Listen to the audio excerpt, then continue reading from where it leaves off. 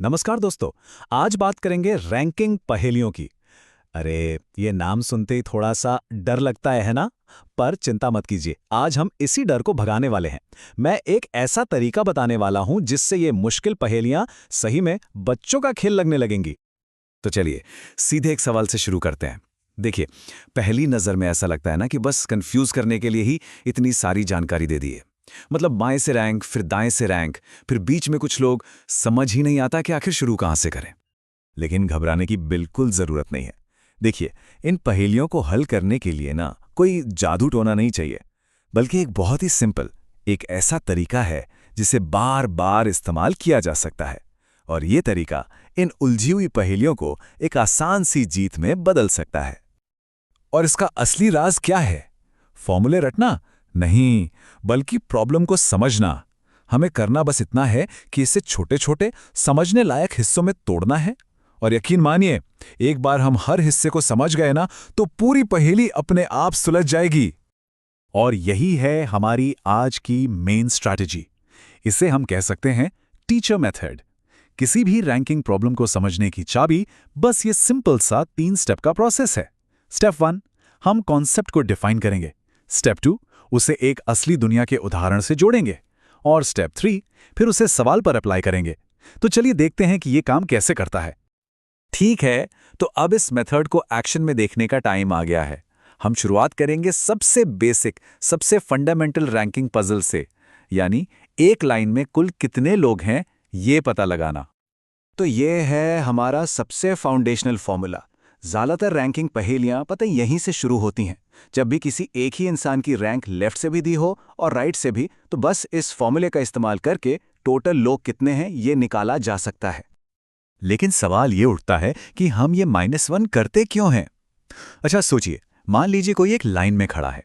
अब जब हम उसे लेफ्ट साइड से गिनते हैं तो उसकी गिनती हो गई। फिर जब हम उसे राइट साइड से गिनते हैं तो उसकी गिनती फिर से हो गई। मतलब एक ही इंसान को 2 बार गिन लिया। बस इसी डबल काउंटिंग को हटाने के लिए हम 1 माइनस कर देते हैं। चलिए, अब इस लॉजिक को एक सीधे से सवाल पर अप्लाई करके देखते हैं। यहां संतोष की रैंक शुरू से भी दी है और आखिर से भी। मतलब हमारा फॉर्मूला यहां एकदम परफेक्ट फिट बैठता है। तो हम क्या करेंगे? बस संतोष की दोनों रैंक्स को जोड़ देंगे। 16 + 10 हो गए 26। और फिर जैसा हमने सीखा, उस डबल काउंट को हटाने के लिए 1 घटा देंगे और जवाब आ गया 25। देखा कितना आसान है जब इसके पीछे का लॉजिक समझ आ जाए। बहुत बढ़िया। तो अब जब बेसिक्स क्लियर हो गए हैं तो चलिए थोड़ा आगे बढ़ते हैं।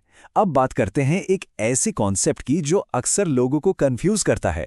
वो है मिनिमम वर्सेस मैक्सिमम। देखिए, यहां 2 तरह के केस बन सकते हैं। पहला है मैक्सिमम का केस। ये एकदम सीधा साधा है। मतलब 2 लोग हैं और उनके बीच में कुछ लोग हैं।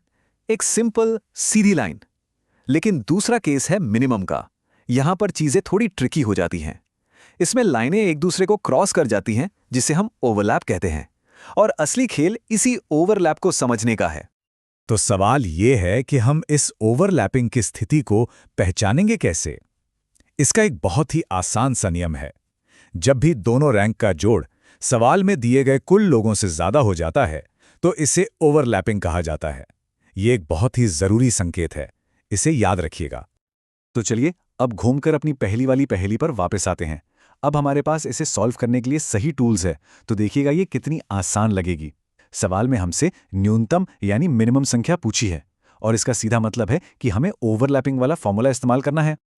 तो मिनिमम नंबर निकालने के लिए हम दोनों रैंक्स को जोड़ेंगे, यानी 25 + 19। फिर इसमें से बीच के 5 लोगों को माइनस करेंगे। और फिर हम राम और श्याम इन दोनों को भी घटाएंगे। क्यों? क्योंकि ओवरलैप की वजह से इन दोनों को भी 2-2 बार गिन लिया गया है। तो 44 - 5 - 2 और हमारा जवाब आ गया 37। ये है हमारी मिनिमम संख्या। बहुत बढ़िया। अब देखिए, आपने मेन लॉजिक तो सीख लिया है। तो चलिए अब जरा एक फास्ट पेस्ड मोन्टाज में देखते हैं कि यही लॉजिक अलग अलग तरह की रैंकिंग पहेलियों पर कैसे काम करता है। ओके, इस तरह के सवालों में बस एक चेन बनानी होती है। रमेश कादिर से लंबा है लेकिन सौरभ से छोटा। इसका मतलब हुआ Saurabh greater than Ramesh greater than Kadir. अगली लाइन क्या है? तारिक सौरभ से भी लंबा है। तो हमारी पूरी चेन बन गई। Tariq greater than Saurabh, greater than Ramesh, greater than Kadir. तो सबसे लंबा कौन हुआ? बिल्कुल तारिक। ये भी बिल्कुल वैसा ही सवाल है। पायल के मार्क्स कोमल से ज्यादा हैं, रीना के पायल से कम हैं। मतलब पायल ग्रेटर देन कोमल और पायल ग्रेटर देन रीना। हर एक इन्फॉर्मेशन के साथ एक लॉजिकल चेन बनती चली जाती है जब तक कि हमें हमारा जवाब ना मिल जाए। ये एक पैटर्न है जो बार बार काम आता है। अब ये सवाल थोड़ा सा अलग है, लेकिन जो बेसिक स्किल है वो वही है, एक क्लियर ऑर्डर बनाना। एक बार जब ये ऑर्डर बन गया, कमल, संजय, अनिल, राहुल, विराट, तो सवाल का जवाब देना बच्चों का खेल है। राहुल से कम मार्क्स किसके हैं? सिर्फ एक इंसान के, विराट के। तो जवाब हुआ 1। तो ये रही हमारी रैंकिंग पहेली की टूल किट। सबसे पहला स्टेप, सवाल को पहचानिए। क्या आपको टोटल निकालना है, रैंक निकालनी है, या मिनिमम या मैक्सिमम? दूसरा, सही फॉर्मूला चुनिए। टोटल के लिए हमारा L+R-1 वाला फॉर्मूला। मिनिमम के लिए हमेशा ओवरलैप को दिमाग में रखिए।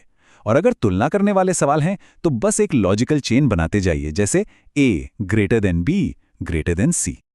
तो सोचिए, हमने एक कंफ्यूजिंग पहेली से शुरुआत की थी, और अब हमारे पास उसे और उसके जैसी किसी भी पहेली को सॉल्व करने का एक क्लियर और पावरफुल मेथड है। ये सिर्फ जवाब निकालने के बारे में नहीं है, ये प्रॉब्लम को देखने का एक नया नजरिया सीखने के बारे में है। और ये चीज हमें एक बड़े आइडिया पर लाके छोड़ देती है। सोचने का ये जो तरीका है ना, कि किसी भी कॉम्प्लेक्स प्रॉब्लम को लो और उसे सुलझाने के लिए एक सिंपल सा फ्रेमवर्क लगा दो, ये सिर्फ रीजनिंग पजल्स तक ही सीमित नहीं है। जरा सोचिए, जिंदगी के और किन किन एरियाज में ये तरीका हमारे काम आ सकता है।